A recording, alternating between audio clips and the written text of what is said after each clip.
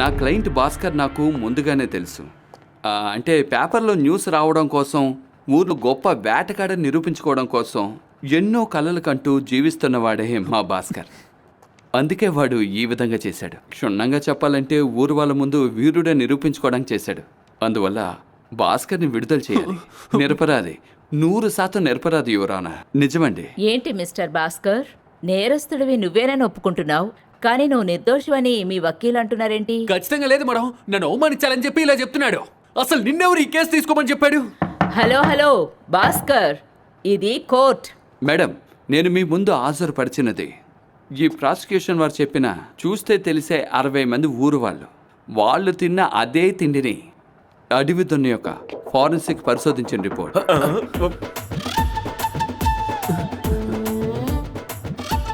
అదే మేడం, తినడానికి మాత్రమే నోరు తెరిచే నిరపరాధైన నా క్లయింట్ ఆ రోజు ఇంట్లో వండిన తవుడు, పచ్చిగడ్డి, ఇంకా గంజినీళ్లు తాగి బతికిన, ప్రతిరోజు 4 లీటర్లు ఇచ్చే ఒక సాధారణమైన గేదె.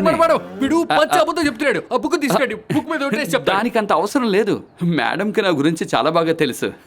మేడం, నా ఎఫర్ట్స్ వల్ల, నా సొంత ప్రయత్నంతో నా క్లయింట్ నిరపరాధి అని చెప్పుకోవడానికి నాకెంతో గర్వంగా ఉంది మేడం.